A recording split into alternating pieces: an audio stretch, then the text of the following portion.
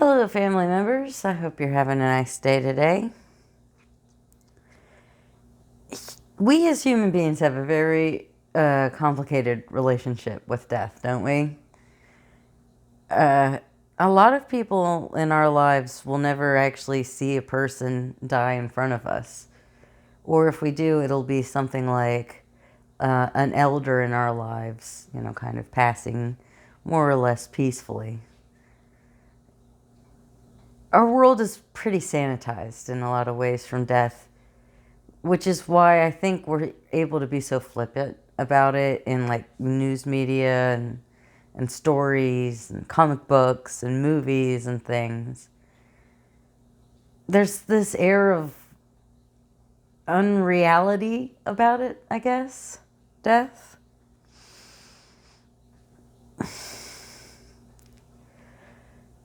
But there are other people who have seen someone die, and not in some pretty way. They might have seen a spouse die at the hands of law enforcement, which I imagine people in our society is thinking a lot about that lately, especially after what's happened earlier this week.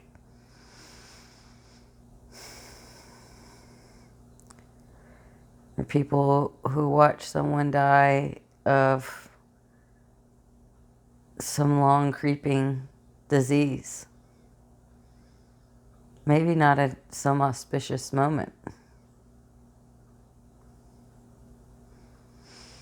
That's what happened to me earlier today. I was at the cancer center getting my iron infusions. I only have to prick me 3 times this time to get my IV going. I don't have cancer currently. I am being treated for iron deficiency anemia, and I've been going to the cancer center every week for the last 5 weeks. And it's always a little affecting going to the cancer center as a cancer survivor and seeing people who are current cancer patients and feeling a connection to them, but also a disconnection to them. You're there as a patient too, but not in the same way they are,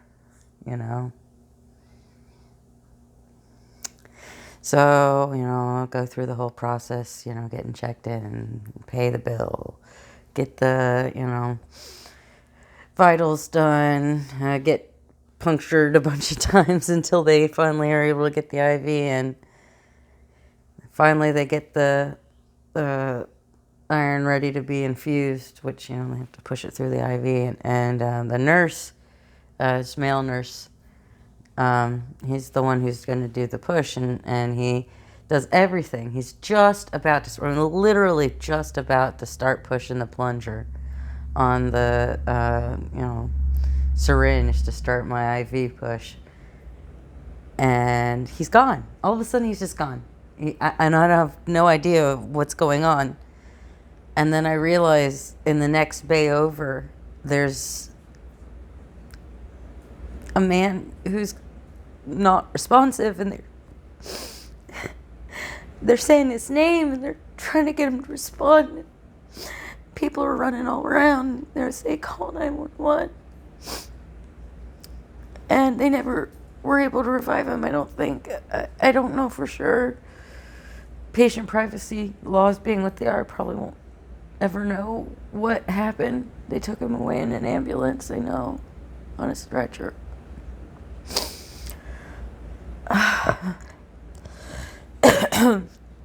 Finally, things start calming down a little bit, and a different nurse comes to do my push, and she's like, I'm sorry. And I'm like, oh my gosh, of course, priorities, you had to.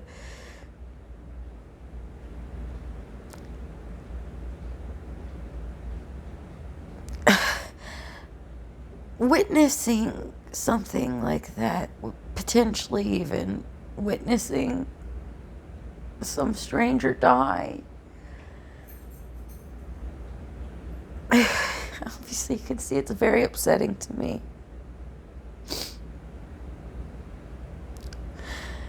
And I don't want any of us to lose that in the conversation that I need to have with you right now.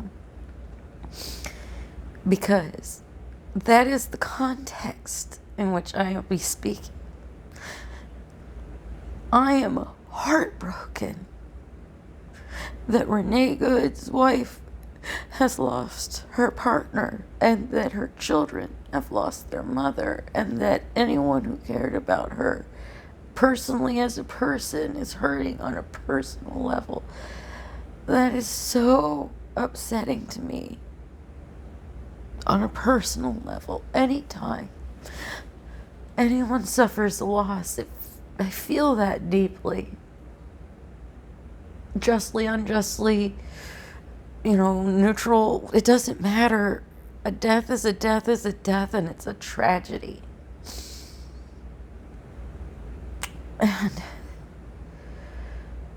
I'm going to have to try to put some level of perspective on this, because this is how I like to process my thoughts, and I want to share that with you. But I don't want you to think that it's done without the context of caring very deeply that a person, a human being, was taken away from the world in a matter of seconds in a way that should have never happened.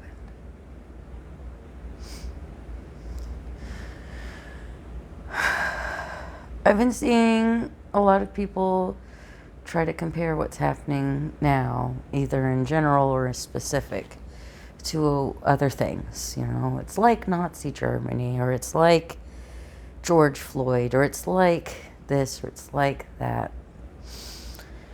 And most of those comparisons are made in a very shallow way, as to be reductive to the point of not helpful, in my opinion. And that basically is what I want to talk about. I'm going to be talking about sort of some disparate issues that I've noticed crop up in various spaces that may not have a complete and total logical through line. I hope you'll excuse me for that.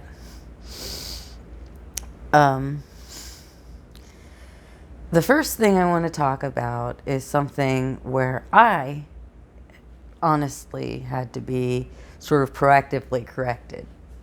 And that is the issue of using the slogan, "Say her name," in relation to Renee Good, and why that is inappropriate. Now, there are going to be people from all backgrounds who have a range of opinions on this. And so do not think for a moment that I speak for any one group, or I'm speaking about the opinions of some sort of group as if they are a monolith.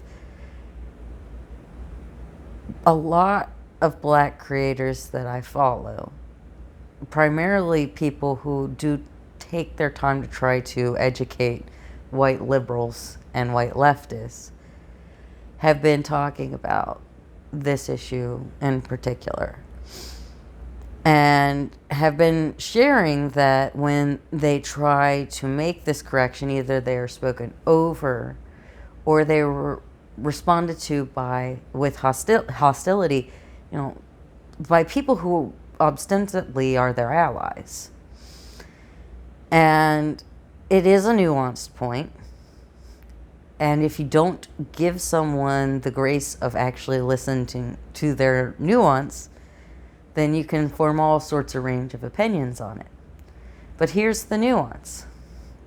The slogan, "Say her name," is one that was created with a specific intent to raise awareness and to rally around the Black women here in America who have died or continue to die at the hands of law enforcement.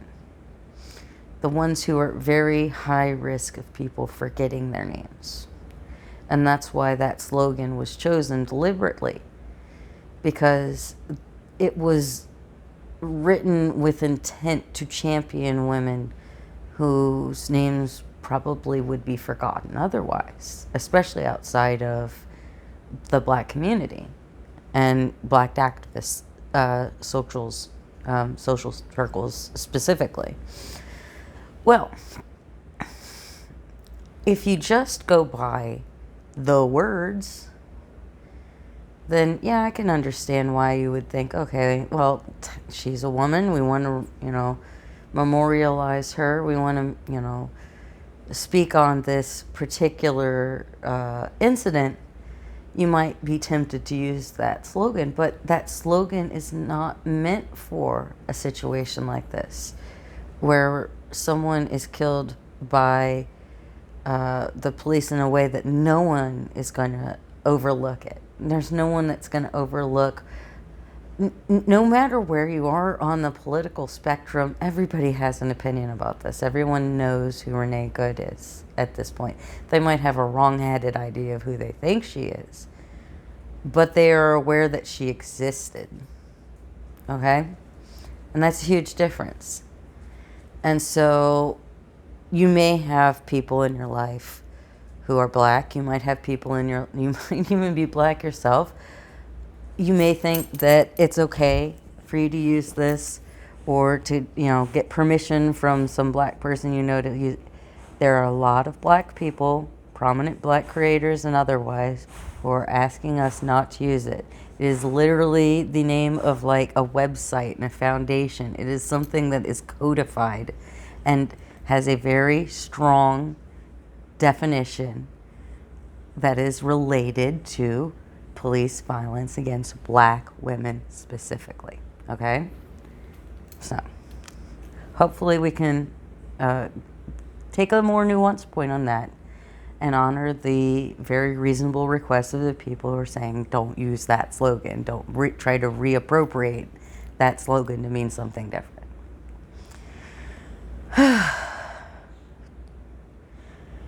I've also been seeing some black creators make some comments that are very much saying, well, why you didn't care about Sandra Bland? Why are you making, why is it such a big deal? Why are people treating this so differently than the killing of Sandra Bland or Breonna Taylor or, right? Well, there's a few nuances I want to address in that. One, people underreacted to those horrible cases. Breonna Taylor maybe got a little bit more attention than some of the other black women that have been killed by police. But she didn't even get justice, did she? Very infuriating. This case was not a local police action. This was the federal government sending troops into a community against its will. This isn't the same thing. It's not. This is the culmination of unconstitutional federal policing action. This is the conversation with ICE is just different. And I don't think that it's a hierarchical thing, but it's just a different issue, and I don't think that it serves either conversation to try to say, well, why is it different? It is different. There's just something different about the local police taking action or something like that, this is something that even people who are prosecutors and legal experts are appalled by. They should be appalled by it all. Honestly, it's so hard to talk about this because it's like any way that you try to say we need to talk about these as separate issues because they're not the same issue, and it's just reductive to try to say that the local police killing somebody in a routine police operation that society is more or less complicit in, if nothing else. If they don't approve of it, they at least don't. You don't normally see people out there going, stop all police interactions on the road because they're too dangerous and the outcomes are too onerous for the, lack of severity of the actual, potential crime, right? Maybe they should be, but that's society didn't and hasn't approved of what ICE is doing. It is something that is broadly unpopular, and there have been outrage. There's just been torrents of outrage over it. People in the street, people protecting neighbors, people demonstrating for months now. They don't have, by any measure, the consent of the governed in what they're doing, ICE. Whereas it's arguable about whether or not your local police do, or your state police. And so that's why I think at the end of the day, it's a completely different conversation. I hope that a killing of a U.S. citizen, no matter what her race or gender, that clearly on camera, and the big lies that everyone from Kristi Noem to the vice president to the president to whoever else wants to tell these lies are telling, the way they're trying to just knee-jerk reaction without knowing any facts, just explain it away. I think that would probably have been the same. I think it is true to ask white people, and white women specifically, about our own personal reaction. Was our own personal reaction maybe a little bit more invested because we could relate to her in some different way? But I think the government reaction would be mostly the same. I think corporate media's actions would be largely the same. I think independent media's actions would be largely the same. I think society as a whole, it would be largely the same. Any U.S. citizen, clearly that innocent, being murdered that matter-of-factly. I think that most U.S. citizens would have a problem with it. And I think we should take a moment to sit with the fact that our xenophobia, internalized xenophobia is showing here, because dozens of people have been killed, died in ICE custody. And they're not U.S. citizens, so I guess we didn't have this level of horror. Some of it's been recorded, it's not like there is video evidence of what happened to Renee Good, and that makes a big difference here. But there was video evidence of a lot of the violence wrought upon non-citizens. There's video evidence of non-lethal violence and threats of violence that have been wrought upon U.S. citizens and non-citizens. But this is just so clear. It just kicked us all in the face that all the things that people are wringing their hands around us and saying is going to happen, if we thought maybe it wasn't going to happen, we don't have that anymore. There's people out there who really didn't realize until this happened that their whiteness couldn't protect them. But there were also people who thought that their disinterest could protect them. This is a woman who's just dropped her kid off from school and is driving home, and she's waving people on in traffic. She's not trying to do anything. It was as random as a car wreck or a drive-by or something, it was not something that you could have done anything to prevent if you were the one in the crosshairs. She was trying to just get out of the way. And that wasn't good enough for Jonathan Ross. He had to make sure that she knew he was in charge. And he let her know that for however long she had left after he made that decision.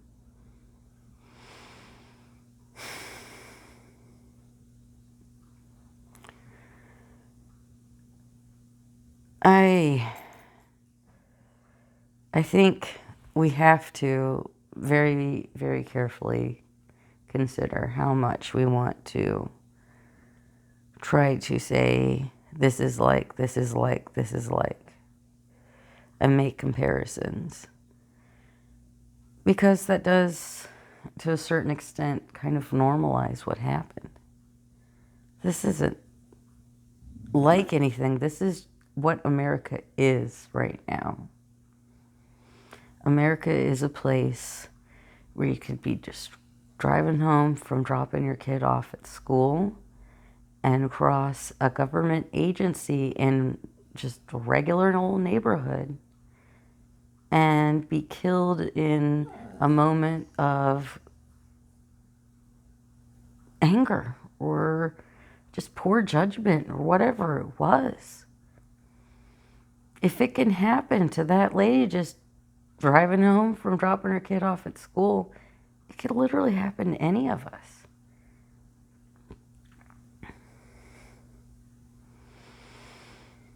I keep hearing about ICE raids in West Virginia. West Virginia is a state with very, very few people, period. So they kind of need population, and it's kind of weird to think about trying to like go through there and find people who are not U.S. citizens who are in West Virginia. It's just, you know, I mean, we don't have like big fields, or we don't have the normal sorts of large-scale industries you would expect to be associated with having many people there undocumented. Hush. You don't need to make fuss. All these dogs, the dogs are upset. They know I'm upset. They know everything's stressful. By the way, if you are feeling overwhelmed and stressed, it's okay to give yourself some time or take a moment. Doing a small indulgence. We need it right now. Even the animals can tell that we're stressed out and we need it. You can't come up right now. The big dog wants to come up right now. I'm sorry, she just can't. Anyway, I probably ought to wrap this up. I gotta take care of this dog, apparently. I think I got most of the important things I wanted to talk about out of the way, but again, you know, just take care of yourselves and the people around you. And, you know, listen to people before you respond to them, and make sure that you are getting nuances that they're trying to give to you, because making sure that we're clearly communicating with the people we're in community with is very important right now. One of maybe the most important things. Oh gosh, the big dog did come up. Oh no, my mind. Oh my gosh, okay, all right, well, yep, that's it, we're done, I guess. My family members